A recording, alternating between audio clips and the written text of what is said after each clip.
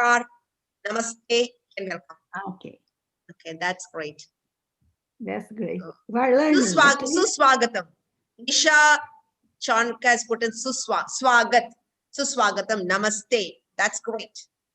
So you can learn a lot from teachers itself. Our teachers are doing, okay, Konnichiwa. That's great. I'm learning languages. Yeah. And that's nice, actually. It's good to hear. So how do you say it in Spanish? Also the same? Benvinda? Claudia? Bienvenida.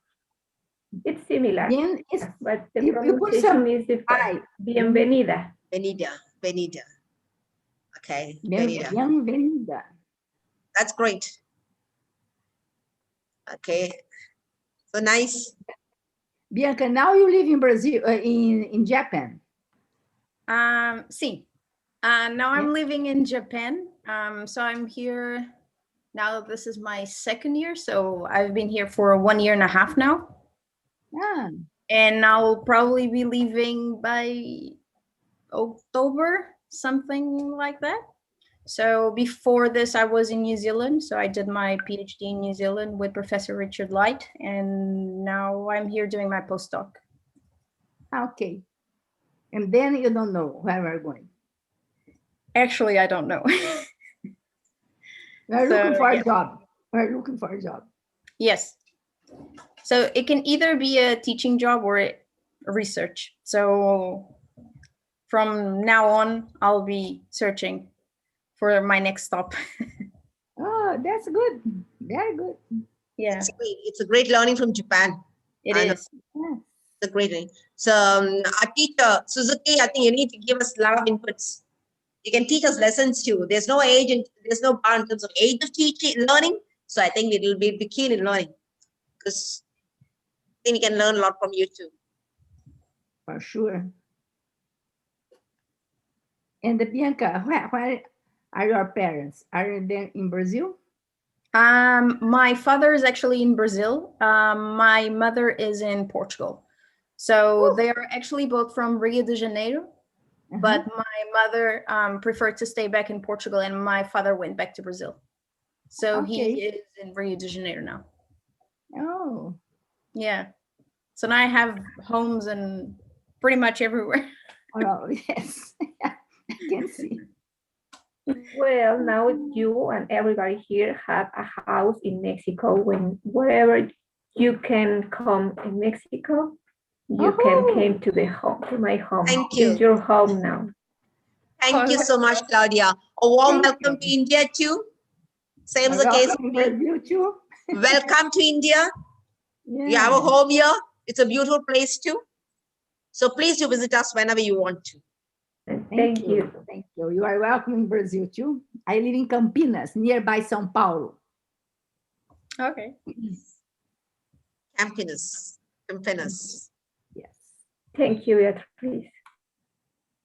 Yes. This We have networking has helped us a lot because once we had a problem with one of our students, one of our trainees, father was in Brazil, and Beatrice did help us in getting to know all the details. So we found this networking helped us so much. So I want to know something from Mexico. I said, don't worry, Claudia is there. I was telling Sanjay, nothing to worry about, you can get it. And if there's something else, I said, we have persons here. So I think there are people across the world right now. So the networking has become much more easier. Yeah. We are going to meet in somewhere. The world's not so big. It's going to be. We should be meeting somewhere. Because so far we're only in the screen, right? We need to come on the screen and physically see. That's again important. So so Suzuki also had planned earlier to come to India. I think he said something for data collection for the workshop or something. And we're very keen to have workshop too. But hope COVID ends and we can have somebody was saying it's a second wave coming in. I don't know. Just pray to God that everything settles. So I'm thinking of a conference the next year. Hope. I don't know. Waiting for that. Hopefully things will settle down by then. It And should. we can move on. That's what. Yeah, it has been a hard year. I Year understand. and 2 months or something like that. So Next week, I'll have my vaccine. oh really? That's Right. awesome. I'm a little bit. I don't like vaccine, but this time I'm going to take it. Don't worry, get cured. Yuri already had his vaccine, so you That's find him going to be he's on very different Thursday. taking the vaccine. Which one are you taking? Do you know already? Yes, I don't know. I don't know. Well, here we have, I think, 3, but at that day, I don't know which one I'm going to have. Oh, I okay. hope CoronaVac. I hope. But I don't know. Sometimes you go there and then Is that No. the CoronaVac, the Russian? no, One? no. COVAX. We The have it Russian here. is Sputnik. Oh, yeah. Okay. Sputnik. The Russian, the Oxford, they call, I don't know the name, the Oxford, there is another name. And the CoronaVac is from China and Brazil, both. It's Oh, okay. So we start with, okay. I don't know whether Rosa is joining today. I have no idea because Darlene told me she'll be joining today. So far, Darlene hasn't. Yeah. Darlene is on physical therapy, and Rosa, I don't know whether she's joining today. Fine. So we start with it. Yes. When you're ready. Most respected guest I'm speakers, ready. Dr. Suzuki and Dr. Bianca, Dr. Beatrice, Dr. Claudia, Dr. G. Kishore, sir, Dr. Sanjeev Patil, all my dear teachers, welcome one and all to Batch 6 PN Community Coaching Program exclusively for women. I take this opportunity to introduce our guest speaker, Dr. Naoki Suzuki in Japan. Sir is currently Associate Professor of the Tokyo Gakugui University in Tokyo, Japan. He's completed his PhD in 2007, working at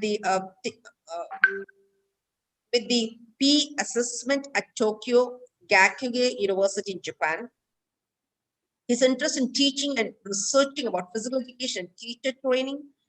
He used to be an elementary school teacher, taught elementary school students for 9 years, then transferred to professor job in 2004. He's challenging to incorporate the ICT technology into physical education based on his previous research experience. He develops distance learning and application of physical education. He has positively implemented them on games curriculum. He was the chair of the executive committee of the 6th International Games Conference. He has successfully managed it in Japan. The number of participants reached a record in the past 5 conferences. At that conference, he made a platform for sharing information related to not only game sense, but also a wide range of game-centered approaches for teachers, researchers, coaches, and other practitioners. He contributed to the integration development of a derivative teaching approach that was both based on TGFU. Still now, he's trying to broaden the concept of game-centered approaches. He's also organized seminar lectures for game-centered approaches in Japan. And I'm also told that Sir is doing something gender-specific with regard to the game sense. Indeed, we are honored and we are blessed to have amongst us an eminent personality, Dr. Naoki Suzuki, for our session. On behalf of the Ministry of Youth Affairs and Sports, Government of India, Ministry of Women and Child Development, Government of India, Lakshman National College of Physical Education, a warm welcome to our most dignified speaker. Welcome you, sir.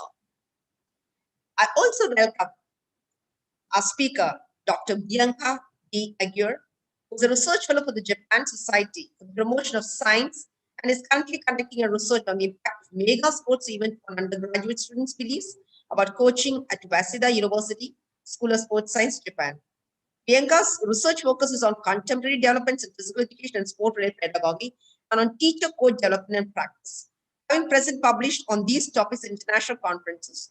As a beginning researcher, Bianca is author of few book chapters and has recently been invited to deliver a workshop on game sense and write a book chapter on questioning in soccer in Japan. In addition, Bianca has an experience as physical education teacher in Portugal and as a tutor in the sport coaching degree at the University of Canterbury, New Zealand. Bianca also has an extensive background in gymnastics in Portugal, where she competed in artistic gymnastics and won several national titles. And for the past 11 years, She has also coached acrobatics and artistic gymnastics both in Portugal and New Zealand. Wow, great. From the field of gymnastics and from being an academician, a great scholar. Indeed, we are honored and blessed to have with us Dr. Bianca Aguirre on behalf of the Ministry of Youth Affairs and Sports, Government of India, Ministry of Women and Child Development, Government of India, and Lakshmi National College of Physical Education. A warm welcome to our dignified speaker, Madam Bianca. Indeed, we are really honored because it's a sense where we have two multiple personalities coming in and sharing their experience. And I also would like to welcome Madam Beatrice, who's a vice president of Pascoway, Madam Claudia, who's also from Mexico, member of the Pascoway, Dr. G. Kishore, sir, who's also the principal and the regional director. All my dear teachers, a warm welcome once again to each one of you. I'll just speak a bit in Hindi. आज आपके सामने जो speakers आ रहे हैं, Suzuki sir और Bianca ma'am, ये दोनों आपको गेम सेंस एक नया हम लोग एक चैप्टर खोल रहे हैं जिसमें हम गेम सेंस किस तरह से हम अपने करिकुलम में लागू कर सकते हैं। क्योंकि आज तक हम लोग खेल खिलाते हैं, लेकिन अगर आप उसको गेम सेंस का इनका जो थ्योरी अगर उसको अगर हम लागू किया जाए, हम देखेंगे हमारा जो खेल है वो और भी थोड़ा अच्छा रहेगा। तो इसलिए आवाज नहीं आ रही है, लेकिन मैं आप कोशिश कर रही हूँ आपसे बोलने के लिए। तो ये आज का जो सेशन है बहुत अच्छा रहेगा। एंड आपको कुछ भी प्रॉब्लम्स आप इसे प्रश्न चैट बॉक्स में डाल सकते हैं या क्यूए में पूछ सकते हैं। Over to you doctor Suzuki for your session please. Thank you, Usha.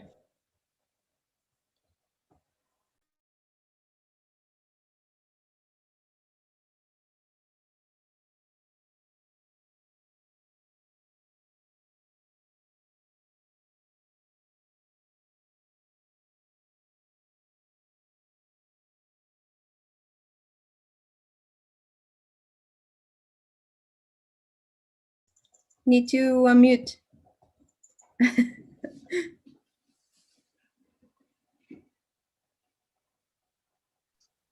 Thank you very much. Thank you, Bianca. Okay, so thank you for your introduction. So I'm Naoki Suzuki, co-presenter is Dr. Bianca Aguirre. So we are very honored to be speak to you today. I would like to express my thanks to Dr. Usha Nayar for inviting us to this session today. It's a pleasure to be here. This will be our fifth time speaking at this program. Each time I participated, so I am motivated to think about game teaching.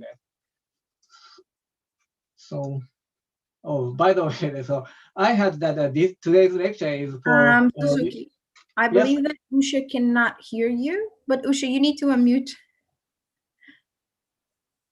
Probably the sound is a little bit too low. I'm not sure.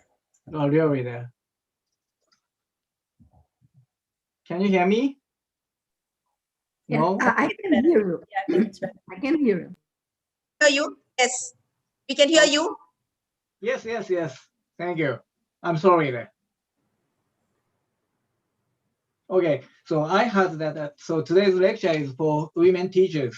My university is co-sponsoring the World Conference on the Women's Studies, which will be held in May 2021. Last academic year, I hosted Dr. Diana Fox from USA. So she is the chair of the WCWC. So we spent 2 months for studying gender issues in physical education. So because of this, I am representing and managing the partnership between WCWS and my university. So you are very welcome to join this conference. So please access to the website. Now, so I have seen almost 7,000 people are watching that. I think it's really amazing. So many people are participating. I hope to get many questions and so comments on chat from you. Anyway, so let's start our presentation. So our lecture topic is game-based. Oh, sorry. Yeah, game-based approaches in physical education. We are talking about the way of incorporating authentic game teaching into physical education. If you want to have a handout, please capture the QR code on the slide. But so too many people so join this seminar there. So I think it's very hard for you to access to the URL. So I'm very heavy there, sorry there. So after this session, so please try to get the handout again. So okay. So so please don't post this handout on the social media there. Please permit me, अभी sir ने बताया कि sir आप जो इसमें से ले सकते हैं, लेकिन आप सोशल मीडिया में इसको पोस्ट मत करना, क्योंकि इन लोग का जो हर एक राज्य का अलग अलग होता है. Please do not post in the social media. Thank you sir. Thanks sir. Thank you very much. Yes, please see the slide. So we have 3 contents on our lecture. So first, I'm going to tell you about the reasons for incorporating game-based approaches into game teaching. So traditional game teaching in Japan has followed the military drill approach that emphasizes endless or respective drills aimed at perfecting technique out of a context, but with little actual play. So the traditional approaches described previously are skill-centered approaches that Banker and Soap were critical of. The traditional approaches are based on the behavioral theories of learning and influenced by structuralism and essentialism. It followed the process of drill, and main game. So based on the assumption that the technique had to be mastered before being able to play the game. In each lesson, the vast majority of learning time was devoted to drills, with sometimes only a few minutes left to play a game at the end of the lesson. PE teachers intended to teach students how to play the official full game and did not consider changing the game to make it easier to learn or scaffolding on the previous learning by moving from simple games to more complex games, as is practiced in the game-based approaches. I'm going to show you the video clip of the representative traditional game teaching in Japan. Traditional teaching.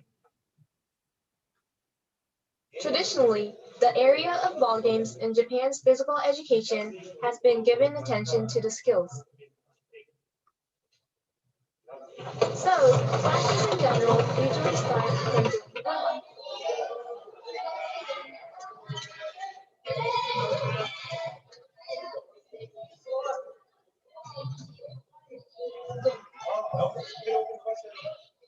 And after that, they practice individual skills together.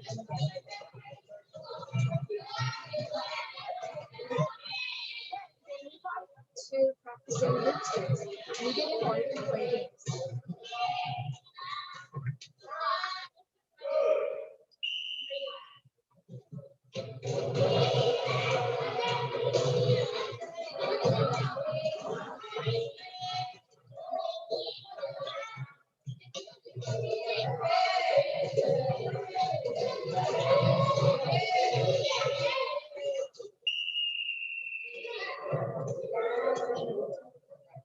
Students decide on their own what kind of a task to solve, and they practice according to each task. Just like this, in a typical ball exercise, students learn the skills like puzzle pieces, which eventually leads to an actual game. This is often called games are set to be played at the end of a class in order to demonstrate and perform what they have practiced, and are often very short in time. In this class, only 3 minutes of a game is being given. This learning was much like the production line in a factory, which transfers techniques and knowledge using a conveyor belt entirely and assembling them into the finished product at the end of the line. That is, that curriculum was for educating athletes. There has been a significant international influence for game-based approaches. I have listed some of our more prominent resources on the slide. Game-based approaches to teaching games are going to become a fixed part of teaching ball games in Japan and replace the outdated approaches I have earlier outlined it. So this is because of a very major change in view on the place of physical education in schools and its aims. These changes involve a major shift from teacher-centered to student-centered learning and emphasis on the intellectual and social aspects of learning in and through games. As such, there is a need to better understand the nature of tactical learning and relevant outcomes. A prominent focus of student learning within the game-based approaches of instruction is the ability to make appropriate decisions in gameplay situations. Over recent years, the traditional technical approach in Japan is being replaced by an inquiry-based approach, which emphasizes playing games joyfully regardless of skill level. So this has resulted in the 2008 National Course of Study.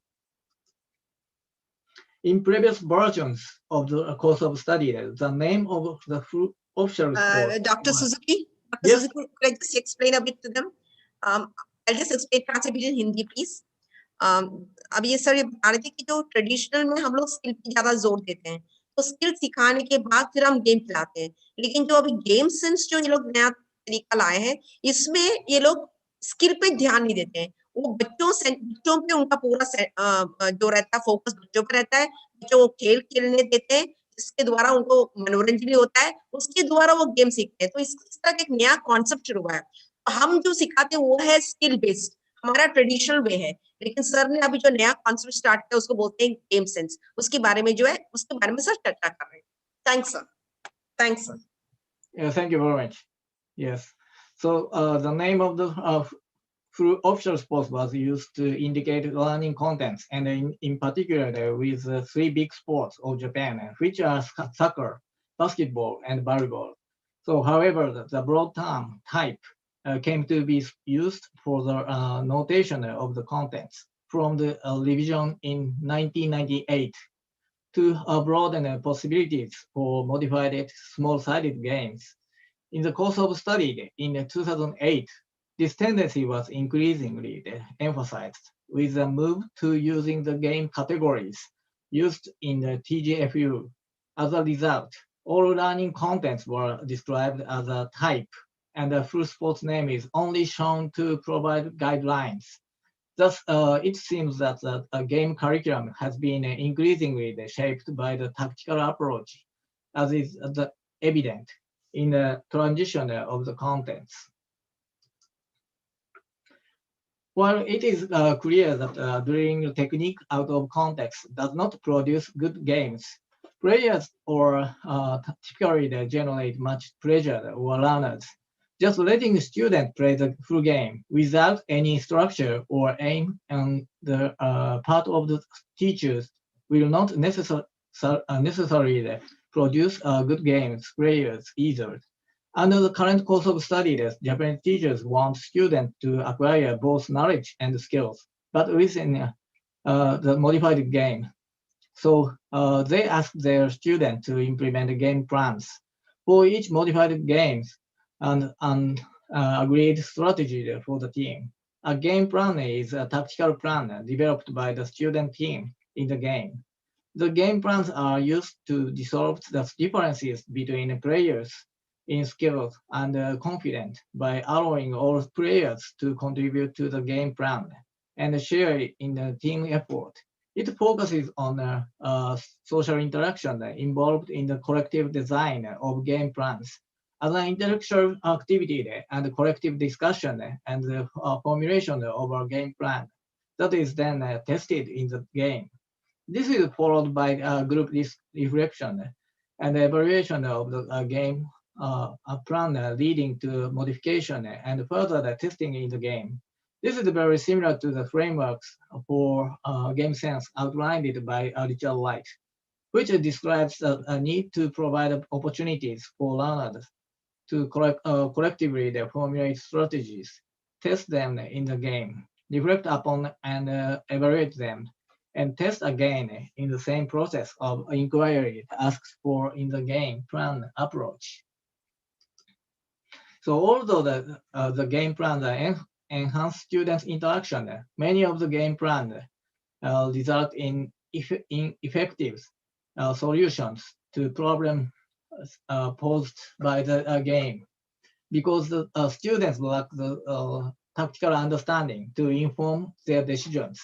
Now I will show you the example. The students were asked by the teacher what they would do if the fast break is. So they decided to practice skills such as fast play.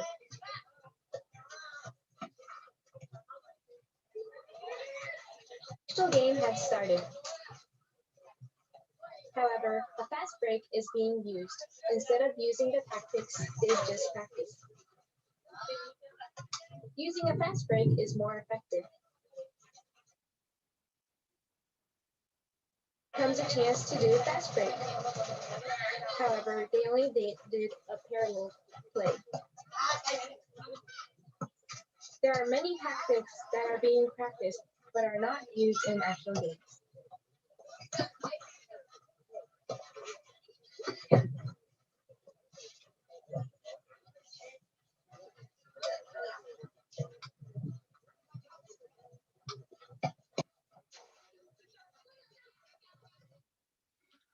I think you have noticed that the game plans are not effective in the real game. The separation between the practice and the game is found in these movies.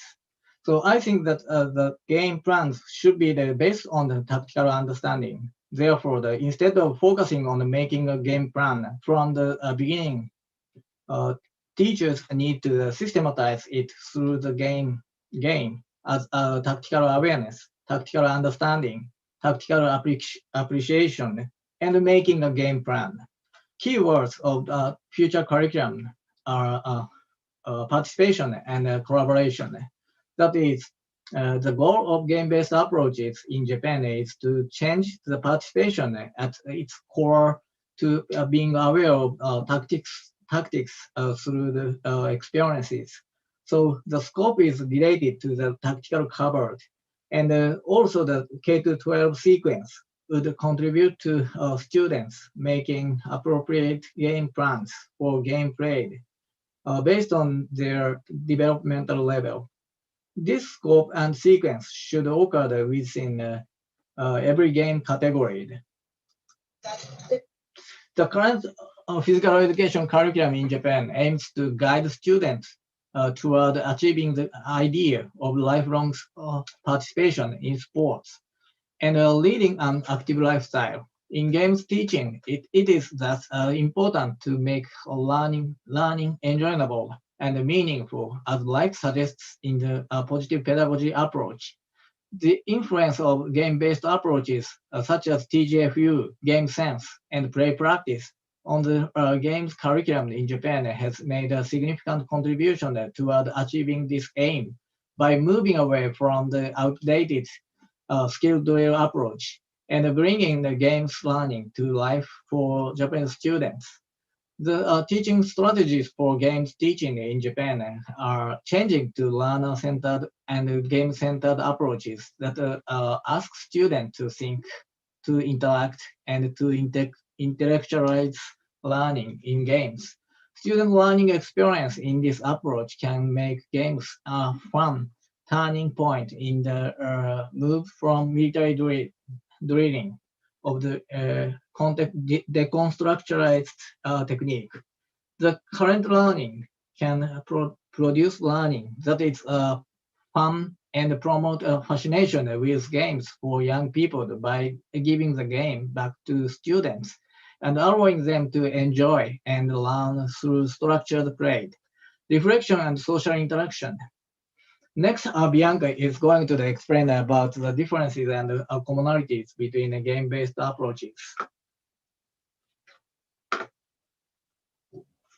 Thank you, Naoki. Thank you.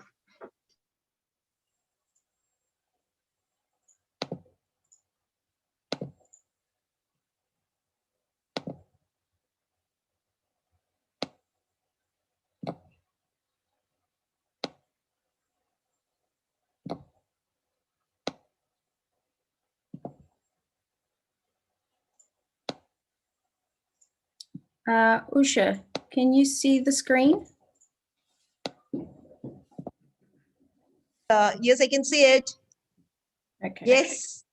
Okay, awesome. Thank you very much. Feel free to interrupt if you need to explain something. Okay, so thank you, Naoki, very much for the first half. So good evening to all.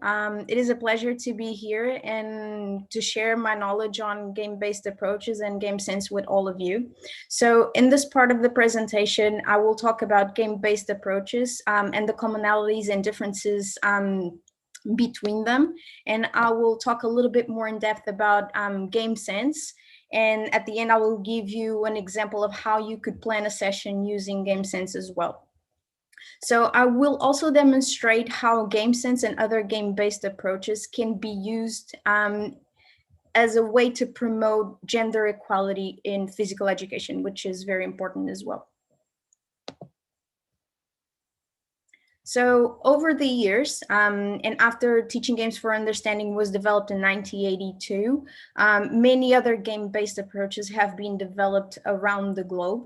And here are just some examples of those approaches that emerged. So these are the main ones, we can say that. So we have game sense and play practice that they were developed in Australia. We have games concept approach that was developed in Singapore.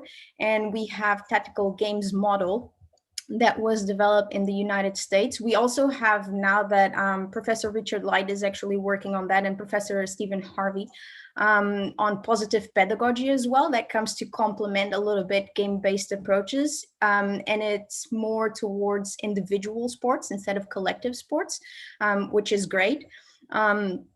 So even though these approaches, they were developed in different countries, they share many common aspects.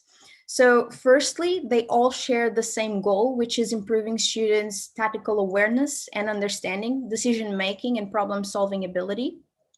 Secondly, they all have the potential to enhance the ability to transfer tactical knowledge from game to game or from sport to sport, and even for life, if we can see that going a little bit further. And also, they all intend to enhance learning through participant motivation and enjoyment as well. So they also share the same constructivist perspective. So they all view learning as an active process in which the individual seeks out information in relation to the task at hand. And this can either be done collectively or individually. So they use similar pedagogical strategies as well, other than direct instruction. So such as questioning, cooperative learning, personal reflection, and peer teaching as well. And lastly, they can either be used for teaching or coaching, or both. So despite the commonalities between these approaches, there are some differences between them that are important to point out. So the first one is their origin, and I believe that this is the main one. So game-based approaches have been developed by different countries all over the world, and they were developed to fit the needs of those countries, the ones that developed those approaches, hence why they have some discrepancies. And the way that they are structured is the other difference. So if we look, for example, for Teaching Games for Understanding, Tactical Games Model, and Games Concept Approach, they are approaches that are more prescriptive and they are more specific in its implementation. So they usually follow a step-by-step model, and they were developed in the beginning. They were developed to help physical education teachers.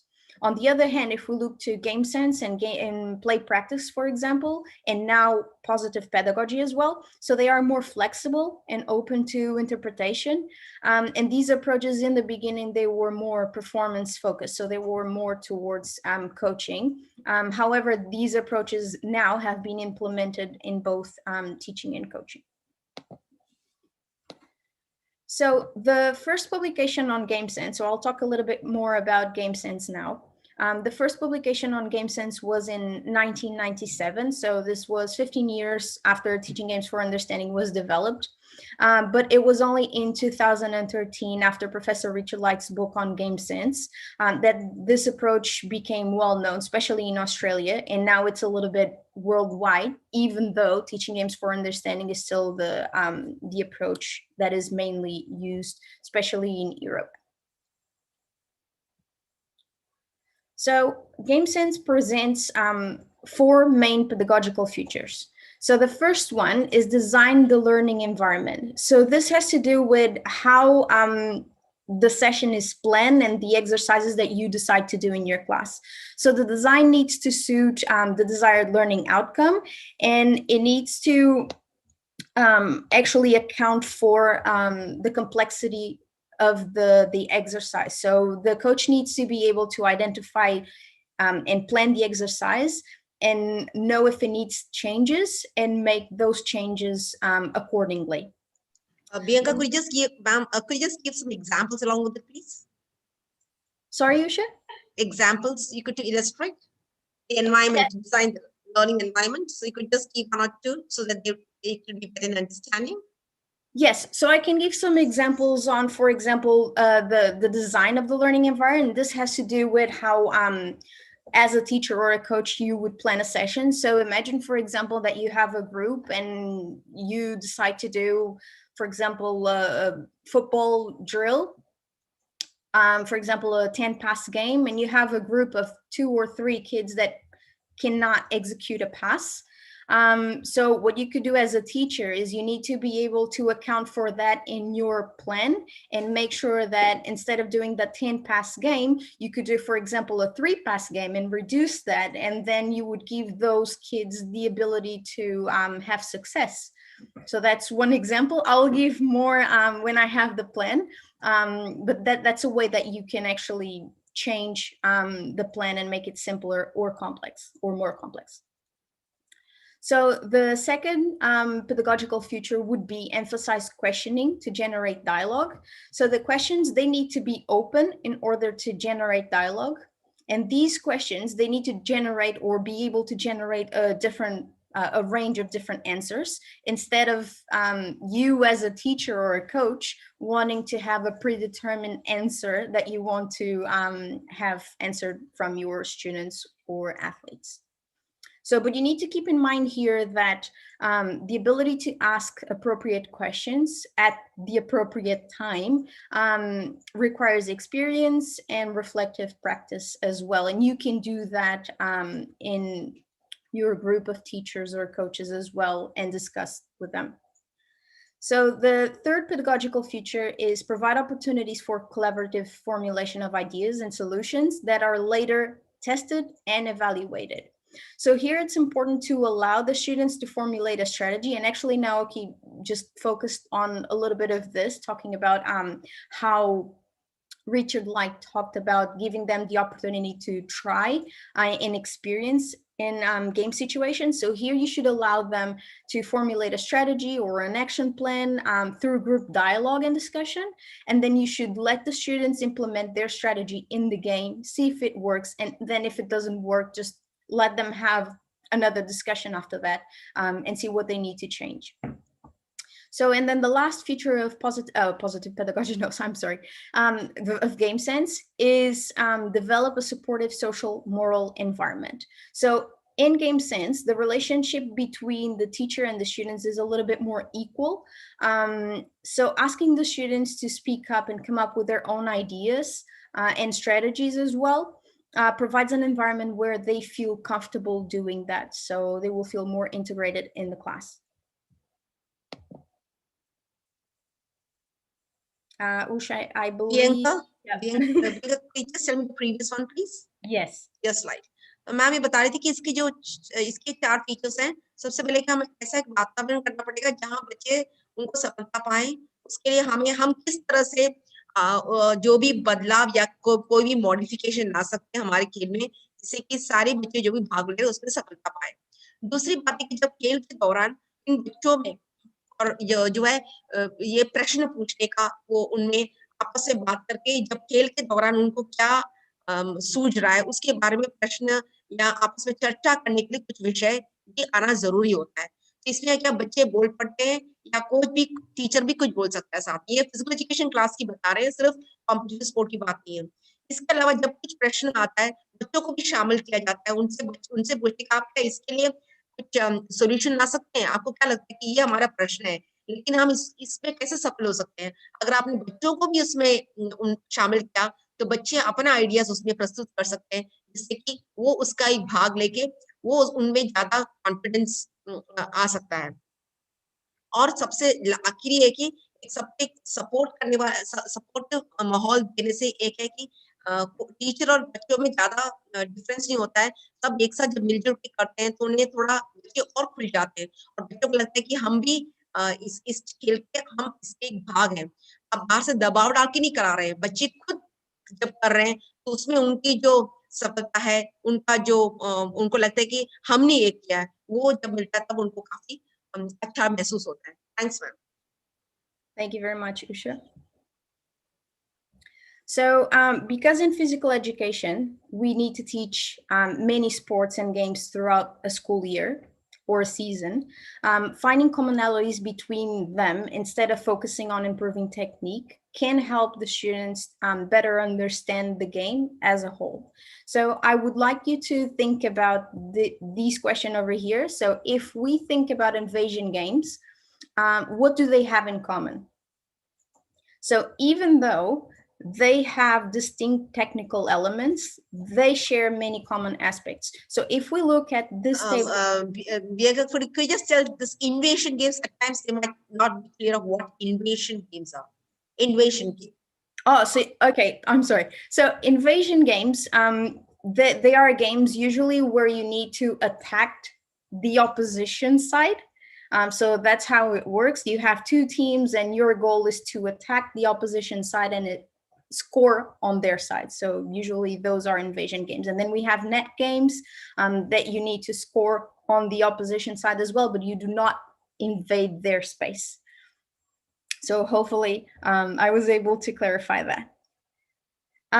So if we think about this question over here, and even though they have distinct elements that they share, and they have distinct elements as well, if we look at this table over here, there are aspects on offense and on defense as well that are similar for many different sports. So we have over here in the middle, we have some examples. If we look at soccer, rugby, basketball, futsal, and handball, for example, on the offense, so the main goal here is always spacing and off-ball movement. We have on-court progression, scoring in the opposition side, and communication. And then if we look on defense, they also have in common, they want to limit space, stop on-court progression, prevent scoring, and communication as well. So if we look at game sense and how it works, because it doesn't focus on a specific skill to be developed, but on the game as a whole, it is possible to work on concepts that can be transferred from game to game or from sport to sport, or even from session to session. If we have, for example, a number of sessions that we play different sports, those concepts can be transferable from session to session as well. So also if we focus on aspects that can be transferred as well, we then can be, so think about this, they can be equally executed and understood by males and females, because we are not here trying to focus on technique. So all these aspects that I'm talking about, that they can be transferable, they can equally be understood by males and females. So implementing a new approach requires practice and experience. So planning the session is crucial in order to implement game sense. So here are just 4 things that I believe that you should think about when we want to plan a session using game sense or other game-based approaches. So the first thing, it's think small and then build. So you should start by implementing game sense or other game-based approaches in one class. And then when you feel comfortable, you could expand to other classes. So then you don't feel overwhelmed trying to implement a new approach in all the classes at the same time. So after that, you should pick your favorite sport. So you should start by picking a sport that you have really good content knowledge in. So then you don't need to worry about the sport and only about the new approach that you're trying to implement. So it's not too much at once. So then you have planned learning activities focused on small-sided and modified games. So games that build in tactical complexity. And if you have little experience with game sense, you should plan ahead with options for making these games easier or more challenging, as I told previously. So, and then the last one would be prepare possible questions. And these are usually called question starters. I will talk about them in the slides, in the next slides, I believe. So what you need to do is make sure that you have 2 or 3 questions or even 4 questions that you could use in those games that could foster or that could enhance your students' or athletes' ability to think and come up with solutions for a problem that you put to them. So here's an example of a basketball session, or a session that, for example, you would like to work on communication or off-ball movement and decision-making. So I will show you how you could plan each game, what questions could you ask, and how you could modify the game to make it more complex or less complex. So I will go over the first maybe 3, 4, depending on the time, but then you can see the rest of them because I believe you will have access to the PowerPoint as well. So these are games that most of you know, but keep in mind that you could change these games with traditional games from your country or other games that you know that could fit the purpose of your session. So they just need to fit the goal, as I said, and they need to allow for transferability of concepts. So that's the most important thing when we are teaching or coaching using game sense. So then the students can apply these principles in other games or sports. So here's the first exercise. This is an example of how you could plan it. So the first one is tag ball.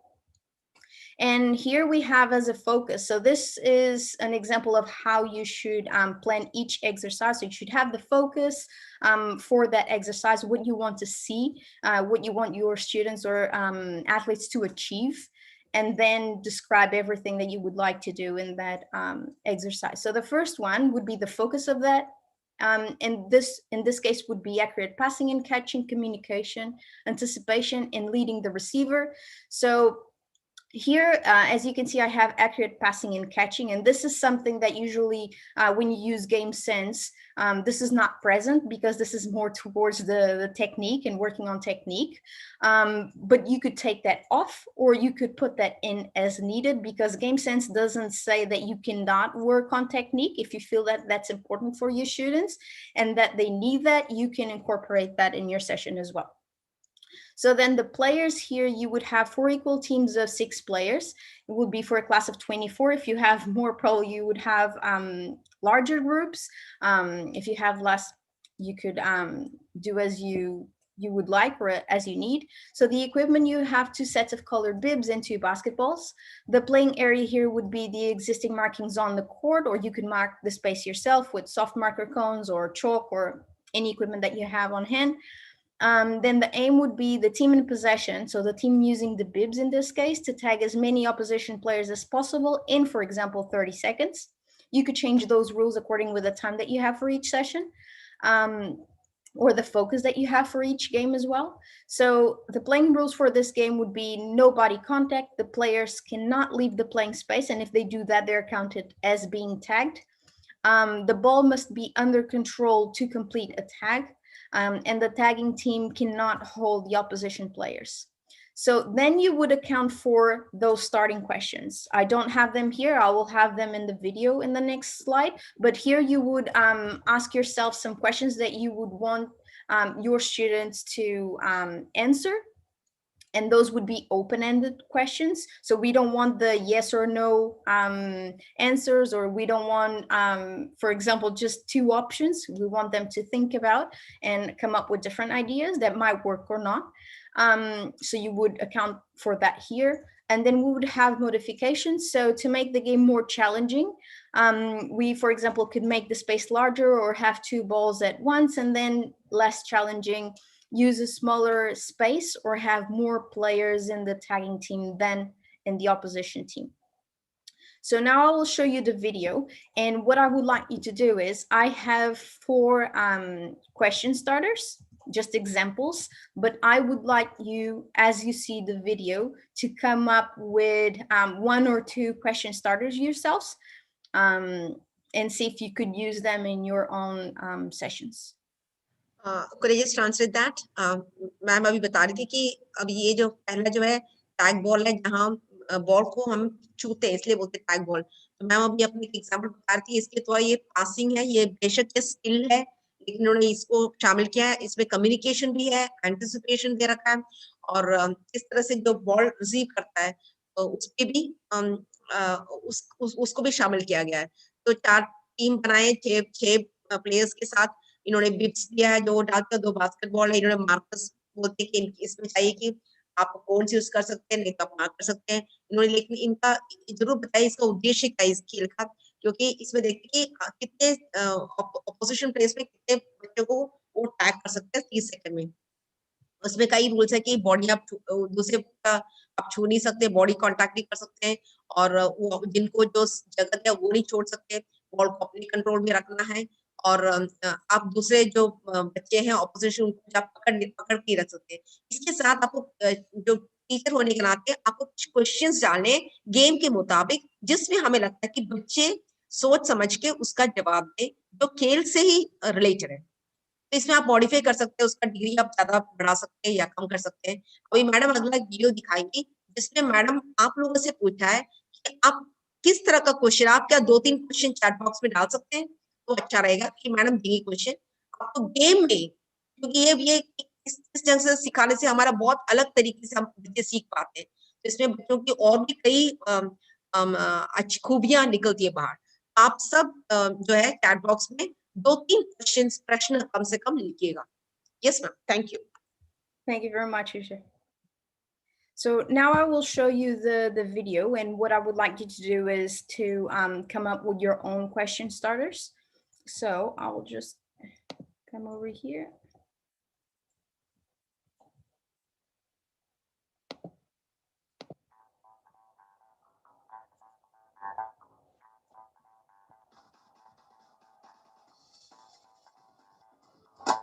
So as you can see here, it's the blue or black team. I'm not quite sure, but they're the ones tagging.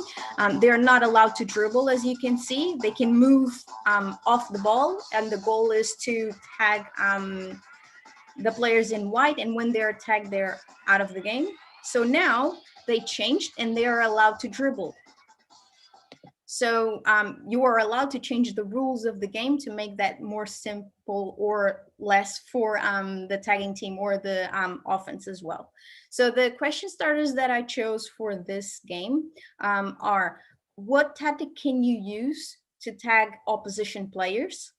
Or, as you don't have much time, what type of pass do you think you should throw? Where in the playing space is the best place to move the opposition players, and why?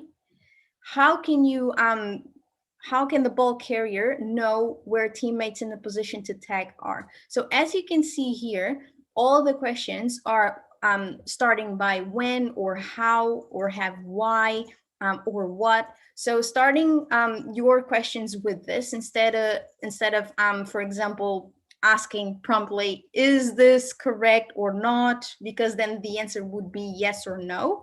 Starting with those would be the best way to have really good open-ended questions.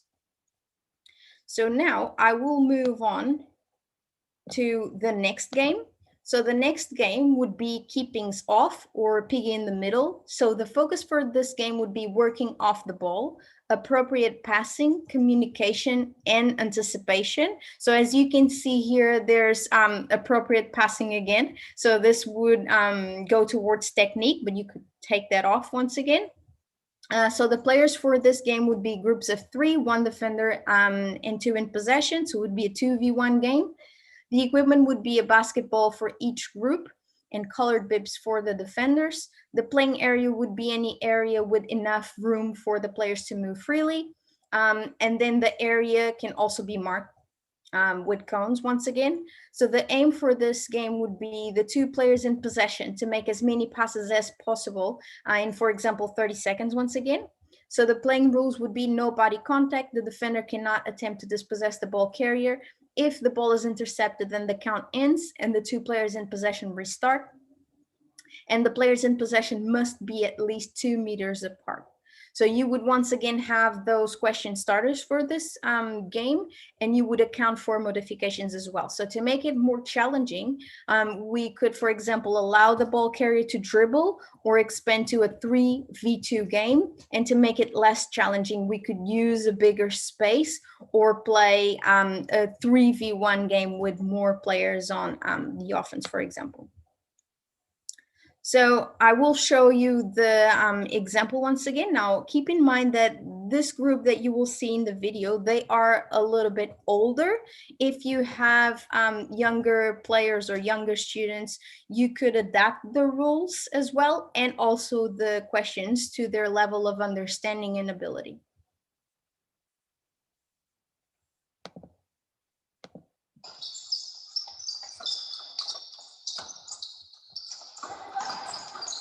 There you go. One more. So you have the players in the middle, and you have a circle on the outside, and the players in the middle are trying to intercept the ball. As you can see here, they have a large group of students, and they're not also playing piggy in the middle, but they are trying to tag the person with the ball. So they need to try and make the pass before the players in the center to come and try to tag them.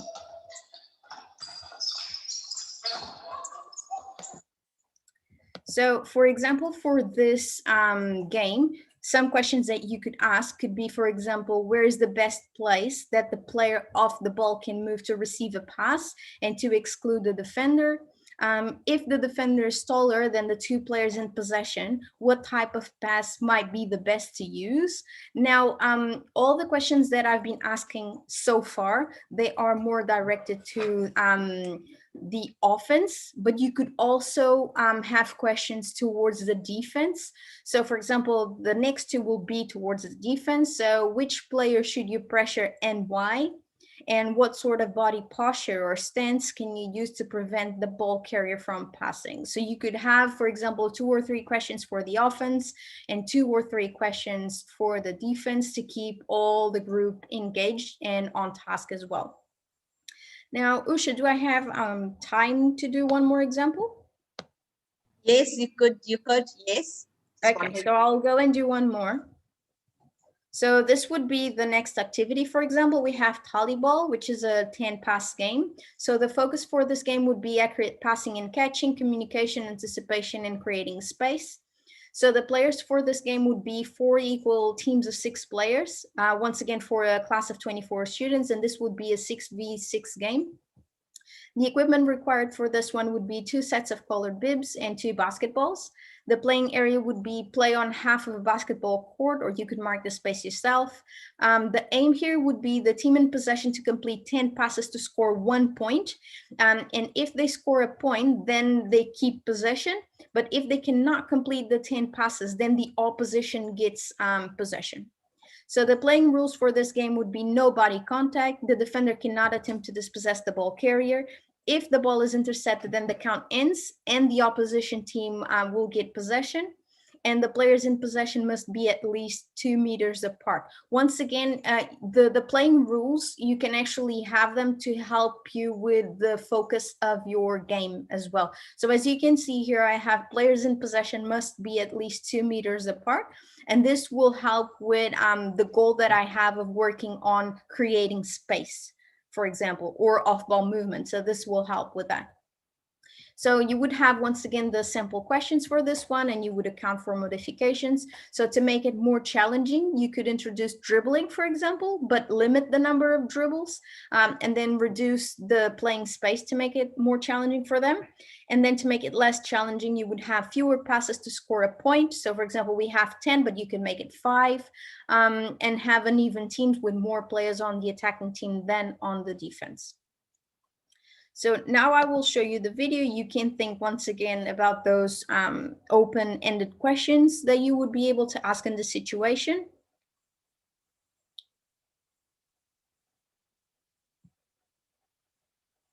Trying to use complete 10 passes. Okay, ready, go. Here we go. Good. So as One, you can rip see through here, it. they Good. cannot Rip. dribble. 2. Come on, White, get up there. Rip, rip, rip. 3. 4. Rip through. Rip through. So this pretty much makes all the players to be moving and creating space. Otherwise, they don't have any line of pass. Stop, stop, stop. Blue, you did a really good job. Okay, so for this situation, we could ask this question, for example, in what situations would you use a lob pass and a bounce pass? Which teammates should you pass to and why? And for the defense, for example, which player should you pressure and why? Or if the receiver is moving quickly, where should the pass go? So these are just some examples. There are an infinite amount of questions that we can ask in these situations, and it all depends as well. It depends of our understanding of the game as well, and what we're trying to achieve with that and our goal.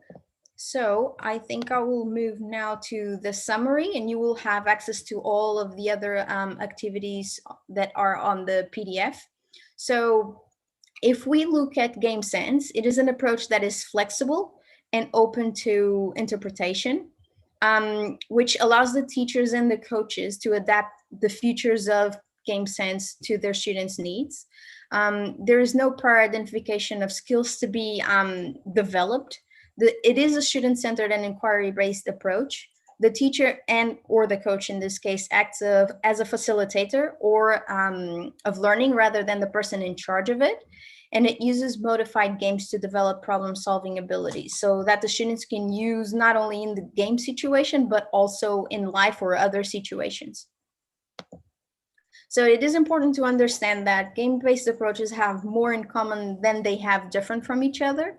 And that the fact that they are underpinned by theories of learning that are very much alike allows teachers and coaches to fluctuate between these approaches and use them and transfer their futures to suit the learner's needs.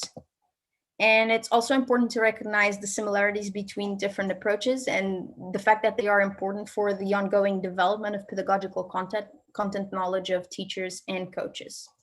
So I believe that now Dr. Naoki will present the last part of this presentation. So thank you very much for your attention.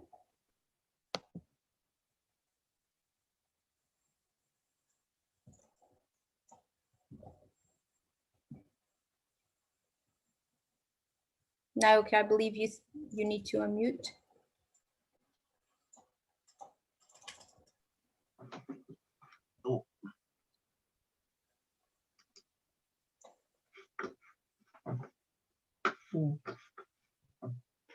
Can you see the slide? Yes. Okay, thank you very much. Thank you, Bianca. So move on the third topic. So I'm going to tell you some examples of lessons where game-based approaches were implemented. So in Japanese physical education, the ritualistic warming up was commonly performed before the main activity. However, I recommended that the warm-up also be done with a very simple, low-impact game, as shown in the video. 10 minutes warm-up is often held at the beginning of a physical education lesson. This seems to be the same kind of activity that is often carried out independently of the main learning content. Therefore, we developed a warm-up game that is deeply connected to the main learning content. This is a fun and active game that prepares the students for learning. Please watch a video clip to see the differences between skill practices and warm-up game. Please take a look at the subtitles on the screen.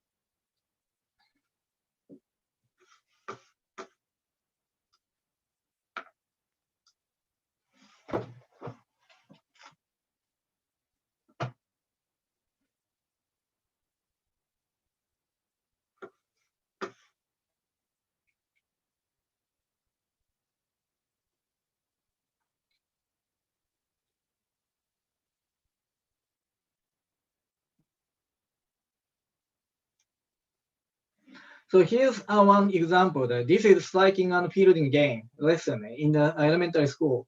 The main game is a paddless game with modified baseball. The offense through the ball instead of hitting the ball from home base. The defense picks up the thrown ball and returns it to home base. If the offense turns around the corner and back to home base before the ball comes back to home base, the offense can be scored if the defense threw the ball back to home base early. The offense gets one out. As a warm-up game, we implemented the traditional Japanese game, Daruma Sanga Koronda. It seemed like a red light, green light in Western countries. The students played Enshuji Ascari and made the same decision as they played baseball. They also competed by throwing the ball in multiple people and walking quickly. As they get a little more body temperature, so they can run instead of walk.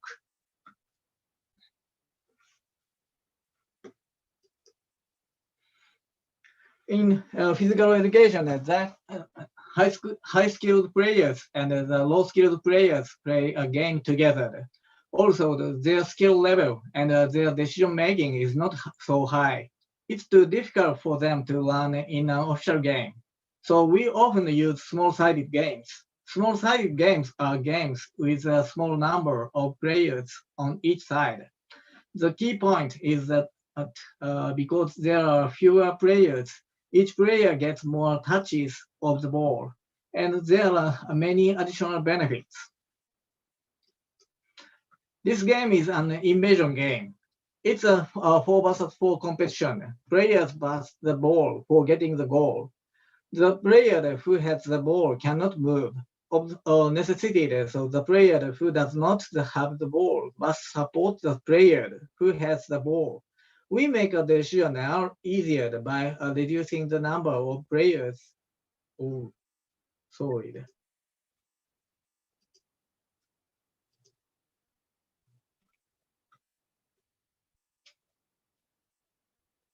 There are so many benefits. So we make a decision easier by reducing the number of players and using simple skills for playing game. In the past, classes were often taught separately for girls and boys, but these days in the PE, games are often played in a mixed gender format. This game is a net and wall type game. This game is similar to the volleyball. However, in an official volleyball game, they do few rallies because official volleyball techniques are too complex for students. So students play a net and wall type game with a ball as light as a balloon. So with fewer players on a smaller court and with rules that allow you to catch and throw the ball. They play the game by different skills, but the decisions they use are the same as in volleyball. They do rallies many days. So in this game named a ground ball, the skill is very simple because the players compete by rolling the ball around. However, the tactical behavior is similar to that of a game like volleyball. In this way, the game is modified to allow the students to learn while having fun. So this game is baseball without batting. Attacker throws a ball instead of hitting the ball with a bat. So also the runner is making decision about where to come back to home base in a straight line cone. The further they get as far as possible, so the more runs they can score.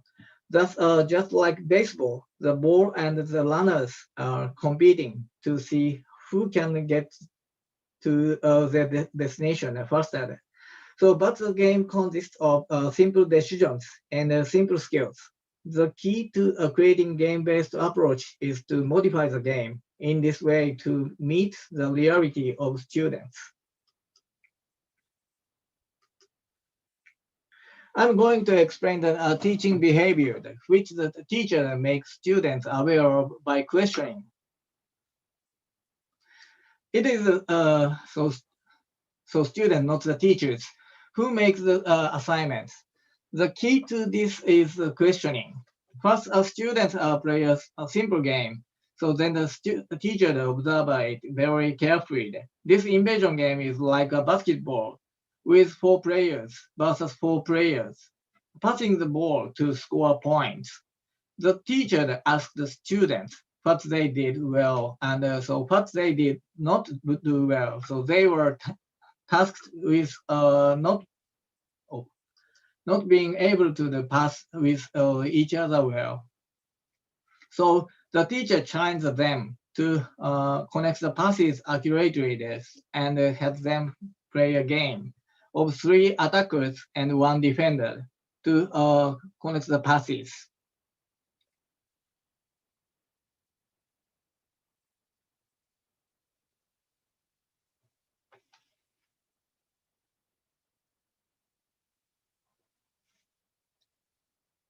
The teacher asks the students, so what kind of the cooperation would help them to attack better? So they responded that it was about making good decisions about where to move when they didn't have the ball in order to get the next one. So we challenged them to try to move from the position of the next ball receiving player and the defensive position to the appropriate positions as a student finished the game. So they would look back at a team to improve their next game. Then, so at the end of the game, they play the same game as the first. So students began to spread out and play at the final game of this lesson.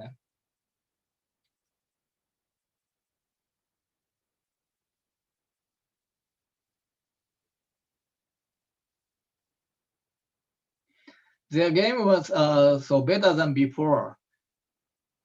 So at the end, so the teacher asked them to look back and see what they had learned in the class today. All students responded by focusing on working together to connect the past. It is clear that the questions were closely linked to the game assessment and the message system. I'm going to show you the sequence of game-based approaches from the beginning of the lesson to the end of the lesson. TJFU consists of 6 steps. The lesson, so I'm about to show you to follow this format. I'm going to show you a lesson for 15 minutes. So I edited it for around 5 minutes. This is my teaching for college students, as if students were junior high school students. The class started with a game, not a practice session. This is a small-sided game, similar to the invasion game you saw earlier. The court is intentionally long and narrow. This is to make it difficult to pass the ball and to remind the students of the importance of support. The rules of this game were simple. However, the player did not understand how to cooperate effectively. Players could not pass the ball accurately. The turnovers were repeated during the game. In the first game, no one was able to score.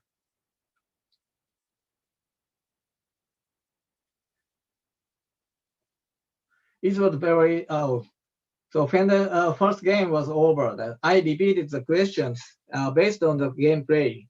Instead of giving them tasks, I asked them student questions that delved into their thinking and helped them articulate the needs that needed to be solved in them. They answered the challenges that they did not pass well. Then they realized that the place to make a pass was where there was no space for opponents between teammates. They defined this as an appropriate space for themselves. The challenge was to move into this appropriate space and support it. So they played a game to solve the challenge. This is a drill game. The attacker touches the free cone, and the defense protects it from being touched. A cone is considered same as free space, and the goal is to get it to touch quickly. Through this activity, the player realized that the appropriate space was something to be created. In other words, the appropriate space was not objectively there, but was created there in relationship.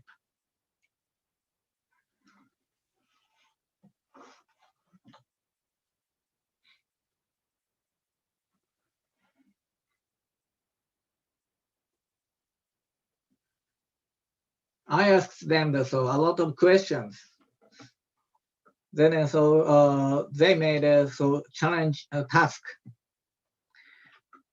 So to solve this challenge, so they played games by expanding the court to make it easier to move around. So once they played a game, they reflected on it and repeated this over and over again. Game, reflection, game, reflection. So then, so at the end, so they played the same game as they did at the beginning. This was also a performance assessment situation. Surprisingly, some students emerged to play screens to help their teammates move into space and get the ball. They showed no such behavior in the first game. Their movement had obviously become quicker, and they were able to connect with the ball and score goals, as well as getting better at attacking. They were also getting better at defending, and it was clear that all players were getting better throughout playing the game. They appropriated the changes, appreciated the changes they made after the game as a result of being aware of the way they worked together and the quality of their play. So at the end, so they looked back and connected to the next learning session. The game is a teacher, so teaching is an organic connection between the game and the player.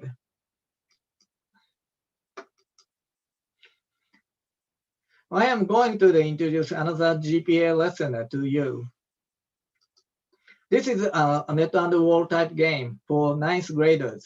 The class is 15 minutes long. First, this is a warm-up game.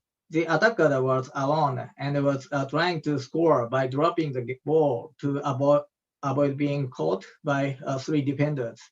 This was a super small-sided game.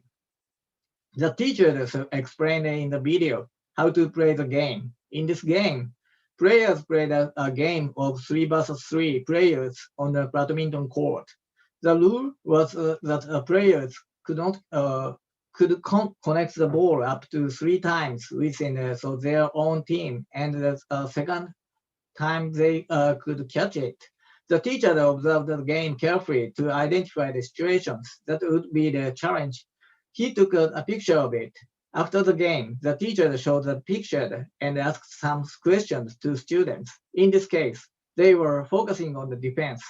The teacher had the students try to figure out why the ball had dropped.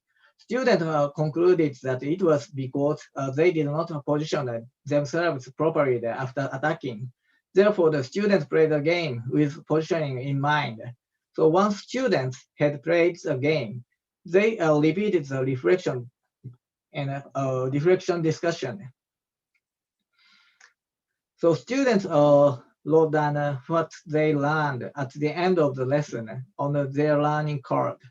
Then the students captured them in a photo and uploaded them to the cloud to share with their peers. So after assessing their outcomes, they continued playing the game again until the end of the class time.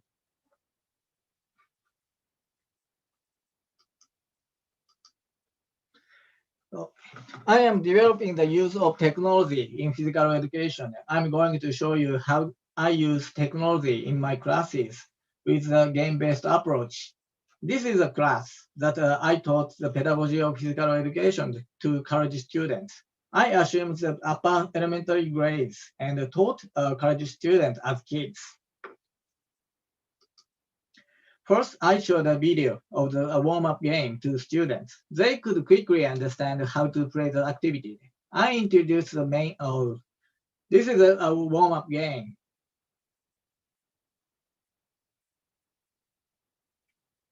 So I introduced the main game with a video. They could understand it faster and more accurately than a verbal explanation.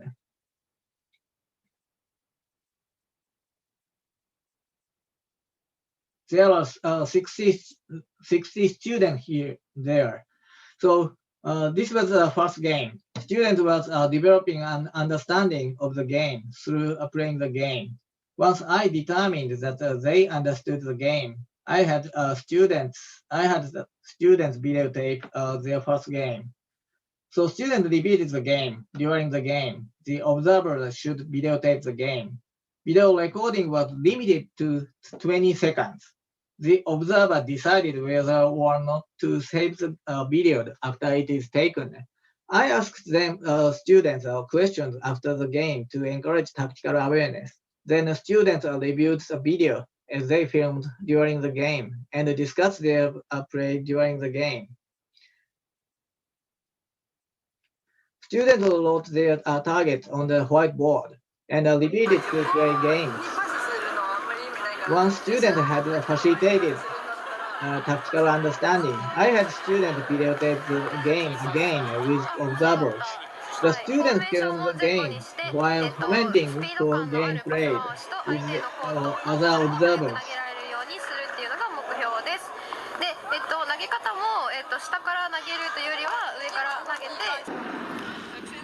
The students explained that they were able to defend their position vertically as planned and were able to pass quickly and attack with aggression as targeted. The students assessed the game using his or her understanding of the game tactically. They watched a video of the game with a commentary, recognized it, and discussed it with their peers to deepen their understanding. They played the game again, and then they discussed the achievement of the targets. They just wrote on the whiteboard. They did an audio recording of the assessment results on the picture of the writing the targets.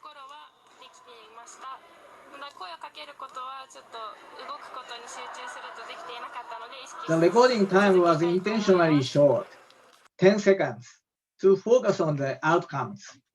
Additionally, the game matches were repeated, and the game were recorded. They compared it to the first game to see the changes. The screen on the left from you is the first game, and the screen on the right is the second half of the game. Did you notice the difference? I believe you can see the students were able to attack more quickly than they did at the beginning.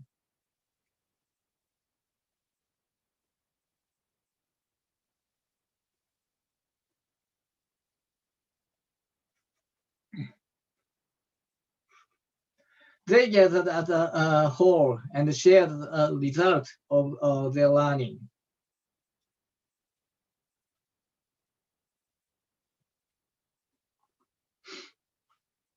They reflected on the learning and developed a game plan. The game plans were sent only to teachers so that the other team didn't know about it. The game plan was shown on teacher's tablet like a slide with words. I went around to each team to coach them, checking the strategy on the tablet. Students played a game of 3 versus 3.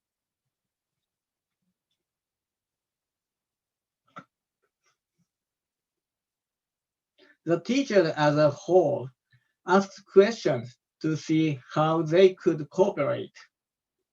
This is the last game of that day. The students had been in class for only 45 minutes and were getting very good at it. They are not PE majored, English major, Japanese major, science majors. Yeah, many kind of the majors. Sorry. At the end of the class, so students recorded their self-assessment on their tablets. Then they uploaded their reflection to the cloud. I checked their comments after this lesson. So video used for game analysis also looks different depending on how it is filmed. I am going to show you a video clip of the same play taken in 2 different ways. The first is a video clip taken with a camera fixed on the tripod. The next is a video clip taken from the sky using a drone. It's the same scene, but I think that thoughts it gives us have changed. I also use other wearable camera, but how we film them is important as an informative look back at the game. Okay, I explained about a game-based approach with showing some examples through a video. Did you make sense of it? I am going to conclude by offering the 4 tips for teachers to implement game-based approaches at the end of our lecture. Number 1, teachers need to teach games in and through playing games, including warm-ups. Second, so teachers must design games to help students improve their understanding and skills. It is important to tailor materials to fit the game to students, not to fit students to the game. And number 3, so teaching is facilitating the mediating rather than instructing. This is where frequent questions are asked to encourage students' awareness and help them to engage in learning with needs. Number 4, so teachers devise assessment methods to promote students' learning and make their learning sustainable. Oh, okay, at the end of the lecture, so let me make an announcement. So I would like to invite you to the lesson study. Oh. So a professional development opportunity unique to Japan. So we are looking for some elementary and secondary school teachers who would like to work with teachers from many countries to improve their lessons. If you are interested in participating in this opportunity, please send me an email. So we will have a lesson study for elementary school physical education in next May. In the last January, so we had a global lesson study for elementary school PE and secondary school PE. I think 5 Indian teachers joined that opportunity. So we had a very good time with Indian teachers. So again, please join us this opportunity again. So also we will have a lesson study for secondary teachers in July. We hope to have many applicants from India. Okay, that's all I have to say. Thank you for your listening. Do you have any question? Yes. I take up the questions, please. Could you just, thank you so much. Indeed, it's been a great thing. I think you should start a workshop. When you plan for a workshop, and I can see if you can, how many can register for this game sense. Dr. Suzuki, a workshop, maybe for 3-4 days for the students to start with. I think that's a very important thing because you could come out with something which is, it can be virtual initially, a workshop. that's great. So you can just Yeah. plan for 3-4 days. It can be for our students, how to teach. We have teaching lessons for our students, but then how is it possible? Something of that sort, that would be great because we are a teacher training institute that can be included in the teacher training centers. So these students, once they become teachers, they could implement whatever they learn. So that's going to be something great. Indeed, it's such a wonderful session. Every time I keep telling for this, and then we again forget it because we are busy with a lot of things. Indeed, wonderful session, Bianca and Dr. Suzuki. I just asked some of the questions that are raised. There are quite a few questions. One is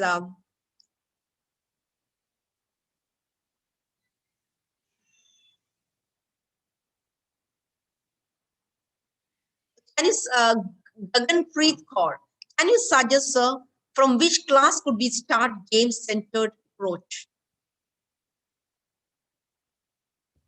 Could you hear this? From which classes could we start the game-centered approach? Usha, do you mean classes or years? You could tell it as years. No, could you like to answer that? Yes, you can- sure. You and So Suzuki even both, so both we can- could speak. oh, Suzuki okay. also could speak and you also could speak, yeah. Yes. Yeah. I often use game-centered approaches for so lower elementary school kids. Yeah, I think so. We can incorporate this idea into the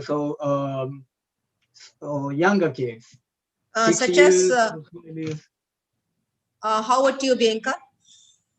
So, Usha, game-centered approaches, they can be implemented as young as year 1, for example. So Year one. 6 years old, I believe. So if we Do we can- have any resources or any pamphlets, booklets, anything from where we think how could we include that for this particular year one? If our teachers would like to see some resources, or do we have any pamphlets, booklets, or something of that sort? Any literature, anything where we could introduce some activity in the form of games? We know how to make them play games, but how do we bring this in? I don't have any booklets on that, but I can search for it and send it to you if you would like.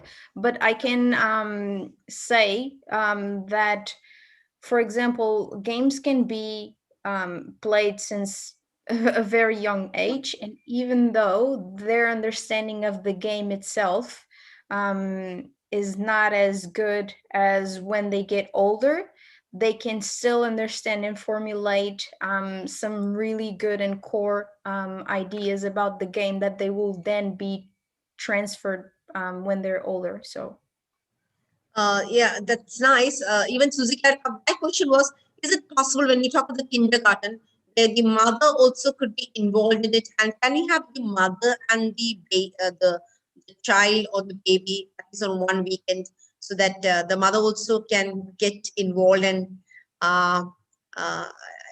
maybe when the mother and daughter or the children include, so the things can be, is it possible that way?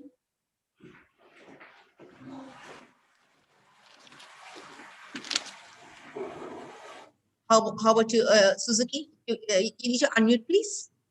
We can't hear you. We can't hear you. I'm sorry that so now so I replied to someone so okay. I'm sorry that so say again. Please say My again. question was, because we talk of elementary, you said by one. If that's the case, why don't we have, I don't say even the school, can we have where the babies can with mother, but introduce some sort of game where the mother is with the baby putting in, so that such concepts isn't there where they could get involved in starting, so that this can help the child to grow better, anything from that perspective? Because you said from year 1 or 2 or 3, whatever you say, but even 3 means 3, 4, 5. So can we get the mother, mostly it's a mother, you won't rarely see the father coming in. So I was saying, is it possible in that, thinking in this game sense? Another game category is a target game. We implement a target game for the younger kids, 5 years old, 6 years old, 7 years old. it was it's very easy for the younger kids to play the target game, just striking and like oh, bowling Bowling. and bowling. Yeah, that's a target game and Mm. archery. Yeah? I think so a little bit easier for the younger kids to play the target game. So I recommend teacher to use target game for the younger kids. Then tag game plus target game. That's also invasion game or netball type game and baseball game. Yeah, so transfer to the skills and knowledge to the invasion game and other games. Okay, there's another question by Ms. Jyoti. She says, how many players, when you talk of this, should be minimum could be there in a game, in a team? Minimum how many players? Like, it's maximum how many players? Depending on the students. So in a elementary school level, generally we use 3 versus 3 game situation. That's mostly we incorporate very small format. So for example, soccer. So professional league, so there are 11 players on the field, but too big. And then modified game, so 3 or 4 is better for the elementary school kids and secondary school kids. And no goalkeeper. Thank you. Another question from Manpreet Kaur Sandhu is to Bianca. As you discussed, there should be no body contact while passing the ball activity. So in this case, there can be chances where they come into contact because they're coming in closer. So what have you to say in this? Even this So- question has no body contact. The rule of having no body contact is mainly to take away the pressure from the offense and let them pretty much think about the next step and have them have more opportunities for success. But of course, throughout the game, body contact and more active defense will happen. So this depends on the level of the group. You can allow a little bit more of an active defense. You can allow for the player to intercept the ball. But in the beginning, as you are knowing as well a little bit more your students and what they need, the rule of having no body contact and don't let them take away the ball or steal the ball is just to help them understand, think a little bit more, have that time and have more success, and they will be more engaged and motivated. Thanks. Another question was, Suzuki had given his conclusion was we need to fit the game based on the students rather than have the students fit into a game. Student fit into a game. So could you just clear that concept? Because you said is you need to have the game where the game should be tailored according to the needs of the student. Am I right? So could you just explain that? That's one of the questions you put forth. Yeah, you need to unmute, please. I'm sorry. Thank you for the giving me the question. Very good question. So teachers have to modify the game based on the official game. That means tailor made. So we have to change the rule and the number of the players. So according to the students' situation, student skill levels, and the age, and their knowledge level. That's very important. So we don't use official game for students. It's too difficult for the student to learn the contents. And another question was to Bianca. If you talk of Indian conditions, in some of the schools, you don't have infrastructure facilities you may not have equipments. In such cases, how is it possible to have a lesson plan like the one which you explained, and we have without equipments? How could we manage in such cases? So actually, that is not only a really good question, but also a hard question to answer because it will depend on each school and what the teachers and coaches have to work with in terms of material and space. But I can say that, and I think Naoki was present when this happened. We talked to a teacher from Singapore, I believe, and in the midst of the pandemic, they were actually making their own equipment at home, with socks, with everything that they had in hand. So one of the suggestions is do it the same way. So just grab what you have, socks, leftovers of material, ask the kids if they can bring something, do it with them, they will be engaged. And then probably the game would not be as similar as to the formal game as we're talking about. But the concept of the game itself will be there with the material that you can make.